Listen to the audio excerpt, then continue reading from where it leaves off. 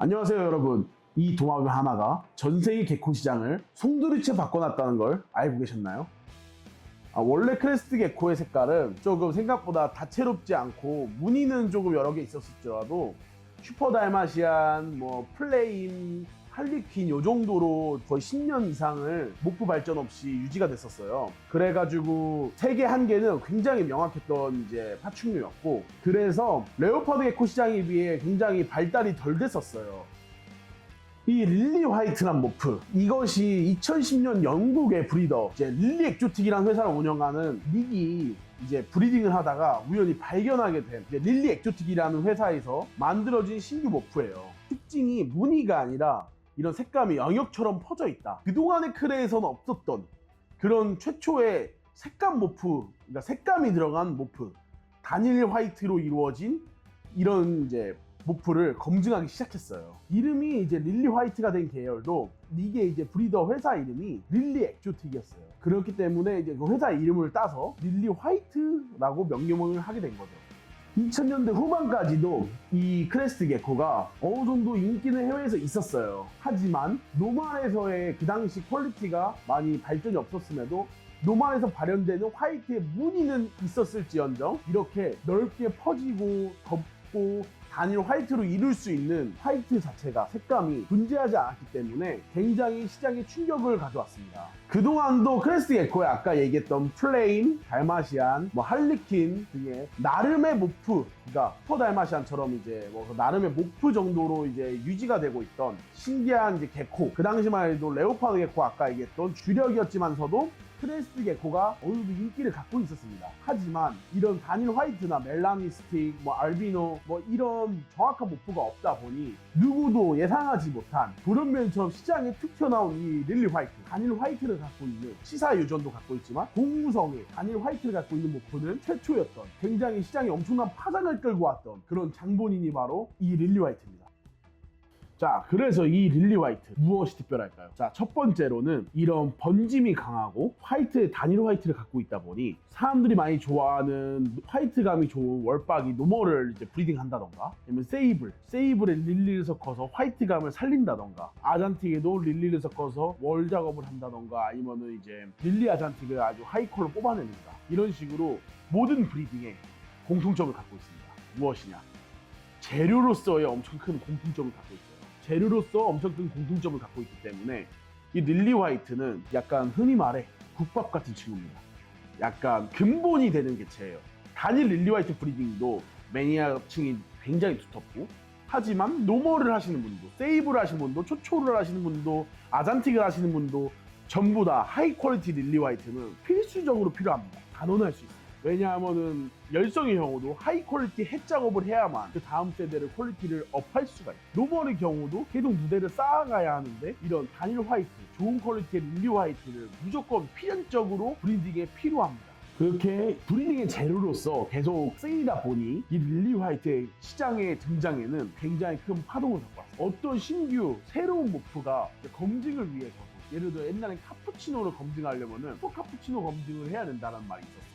카푸치노와 카푸치노를 브리딩해서 일정 확률로 나오는 슈퍼 카푸치노가 나와야만 검증했던 카푸치노들이 프루븐 카푸치노로 이제 인정받던 시절이 있었어요. 그때도 카푸치노가 굉장히 고가다 보니 릴리 화이트로 검증하시는 분도 있을 만큼 릴리는 굉장히 이제 브리딩으로서 쓰임이 많았어요. 그래서 카푸치노가 처음 나왔을 때도, 세이블이 처음 나왔을 때도, 아잔틱이 처음 나왔을 때도, 초초가 나왔을 때도 다들 첫 번째로 찾는 게 뭐죠? 프라푸치노라는 릴리 카푸치노, 릴리 세이블이라는 이제 릴리와 세이블이 콤보가 된 모프, 릴리 아잔틱이라는 릴리와 아잔틱이 콤보된 모프, 단일 화이트를 섞음으로써 화이트와 블랙, 화이트와 브라운, 화이트와 레드, 이런 식으로 굉장히 많은 콤보를 만들 수가 있어요. 그렇기 때문에 이 릴리 화이트는 이 시장에서 굉장한 파동을 끌고 온 그런 존재입니다.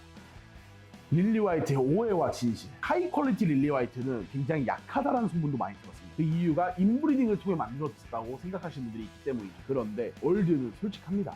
이런 영상 속의 퀄리티 개체를 막 만들어내고 싶었어요. 하지만 나오지 않아요. 그리고 두 번째, 릴리를 막 붙여서 만든다. 이거는 제가 은근히 개인분들도 많이 했다는 얘기를 많이 들었거든요. 저도 해봤어요. 옛날에 EU가 컬을 잘 뽑기 위해서보다 지금은 핑키라고 하죠. 이제 슈퍼 하이포라 하는 그 개체, 이제 치사유전에서 나오는 루시 스틱을 살려보고 싶었어요. 정말 이제 하면 안 되는 그런 이제 유전적 결함이 있는 걸 만든 시도를 했었습니다. 저도 투모 브리더. 하지만 릴리 붙이면은 이제 거기서 나온 릴리들은 퀄이 상당히 떨어지는 거를 경험할 수 있어요. 그러니까 굳이 경험하지 마세요. 그 좋은 일도 아니고 치사유전이 일어나니까 카드 추천 안 해요. 그렇기 때문에 릴리 노멀 누대 좋은 애끼리 계속 붙여 나간다면은 병약한 부분은 없습니다. 또 하나 더 뭐 이제 퀄리티가 뭐 이제 핀이 녹아 나온다 이런 말인데 지금 예측해 보십시오. 뭐 핀이 녹아 나왔습니까? 뭐 월이 났습니까? 월 90% 이상 차 있고 다 번져 있고 꼬리도 막 기하학적으로 두껍지도 않고 정상 사이즈고 체형도 뭐 목이 좁다느니 골반이 좁다느니 별 얘기가 엄청 많던데 없습니다. 언젠가 얘기해 주려 했어요. 인브리딩에 대해서. 인브리딩으로 뭐가 해결됐으면 이 크레 시장이 커질 수가 없어요. 저뿐만 아니라 욕심 있는, 누가 뭐 그렇다는 게 아니에요. 욕심 있는 사람들이 얼마나 많겠습니까?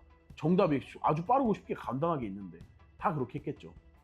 네, 그렇게 안 됩니다. 사도님도 매번 여러 브리더 거 사와서 섞어요. 저도 그러지만 이게 팩트입니다. 릴리 화이트는 무조건 비싼가에 대한 질문도 굉장히 많았는데요. 아닙니다.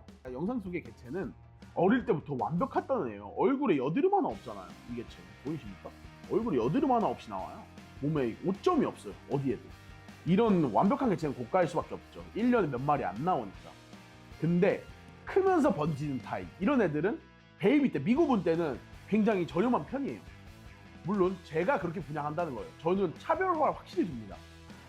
애매한 퀄리티의 개체는 애매하다고 확실히 말을 하고 좋은 개체는 좋다고 얘기합니다.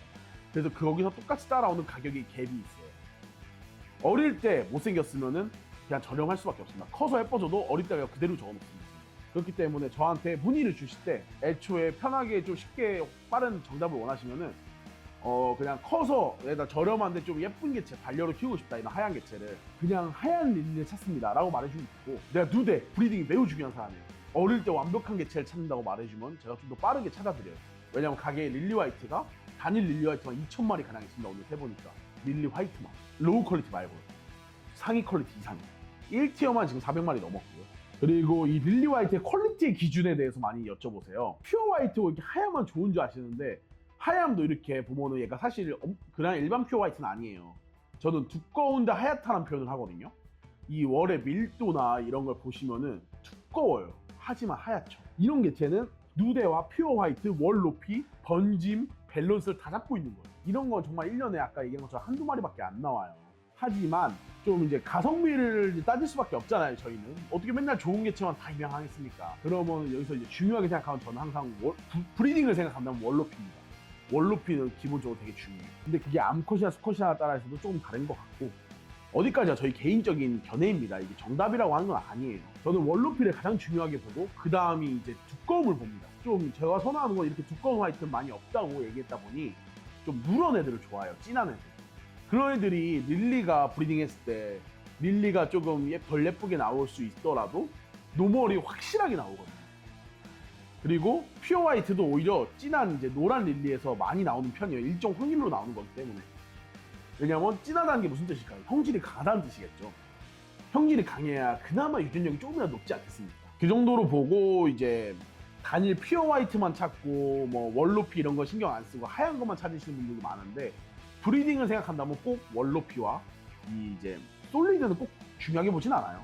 어느 정도 한두 개 정도는 빌릴 수 있다 생각해요. 그거보다 중요한 게 월높이라서 솔리드 만들기가 월높이보다는 쉽습니다. 오늘의 핵심 포인트는 브리딩을 위해서는 월높이와 번짐, 이 꽉 찬 번짐, 애매하게 번짐 말고요. 골반부터 쭉 밀고 오는 번짐, 이거를 제가 퀄리티에 굉장히 중심으로 봅니다. 오늘은 이 정도로 제가 꿀팁하고 약간 오해와 진실을 얘기했습니다. 다음에 또 제가 좋은 정보글로 찾아뵙겠습니다. 감사합니다. 월드였습니다. 바위.